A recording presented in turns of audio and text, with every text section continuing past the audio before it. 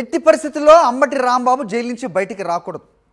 వీలైనన్ని పాత అంశాలన్నీ వెలికి తీసి వాటి మీద అరెస్టులు చేయాలి, పీటీ వారెంట్లు ఇష్యూ చేయాలి, ఆయన్ని జైలు నుంచి ఎట్టి పరిస్థితుల్లో రానివ్వకుండా చేయాలి. ఇది ఆదేశాలనుసారం పోలీసులు పాటిస్తున్న పరిస్థితి. అంబటి రాంబాబు జైలు నుంచి బయటికి రాకుండా కూటమి ప్రభుత్వం చేస్తున్న కుట్రలు, పట్టాభిపురం కేసులో బెయిల్ మంజూరైన వెంటనే సత్తెనపల్లి పరిధిలో నమోదైన పాత కేసులో పోలీసులు పీటీ వారెంట్ దాఖలు చేశారు. కోర్టు పీటీ వారెంట్ను అనుమతించడంతో అంబటి రాంబాబును ఇవాళ గుంటూరు కోర్టులో హాజరుపరచనున్నారు. సత్తెనపల్లి పోలీసులు ఆయన్ను రాజమండ్రి సెంట్రల్ జైలు నుంచి గుంటూరుకు తరలించారు. ఇప్పటికే 2 కేసులు అంబటికి బెయిల్ ఇచ్చింది కోర్టు. అయితే అంబటికి బెయిల్ వచ్చినా బయటకు రాకుండా ప్రభుత్వం చేస్తున్న కుట్రలను యావత్ రాష్ట్రం గమనిస్తోంది. రైట్, ఇదే అంశంపై అప్డేట్స్ మా కరెస్పాండెంట్ అశోక్ అందిస్తారు. అశోక్, చెప్పండి.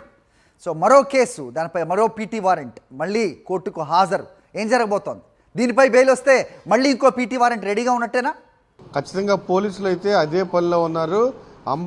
మాజీ మంత్రి అంబటి రాంబాబుని జైలు నుంచి బయటికి రానివ్వకూడదు, ఖచ్చితంగా దాన్ని అడ్డుకోవాలి అనే ప్రయత్నంలోనే పోలీసులు అదే పని మీద నిమగ్నమై ఉన్నారు. దాదాపు 5-6 టీములు, గుంటూరు జిల్లాలో కొన్ని టీములు, పల్నాడు జిల్లాలో కొన్ని టీములు అదే పనిలో పాత కేసులు ఏమైనా పెండింగ్లో ఉన్నాయా, ఆ పెండింగ్లో ఉన్న కేసులను కొత్త సెక్షన్లు యాడ్ చేసి ఎలా పీటీ వారెంట్లు అమలు చేయాలి, దాన్ని కోర్టులో అనుమతి ఎలా పొందాలి అనే దాని మీదే ప్రత్యేక దృష్టి పెట్టినట్టు మనకు సమాచారం. నిన్న పట్టాభిపురం కేసులో బెయిల్ వచ్చిన తర్వాత ఖచ్చితంగా వచ్చే సమయానికి ఒక 5 నిమిషాల ముందే పోలీసులకు తెలిసింది ఖచ్చితంగా ఇందులో బెయిల్ వస్తుందని. వెంటనే పాత కేసు సత్తెనపల్లిలో ఒక పాత కేసును తీసి వెంటనే దానికి కొత్త సెక్షన్లు ఆల్టర్ చేసి వెంటనే పీటీ వారెంట్కి అప్లై చేయడం జరిగింది.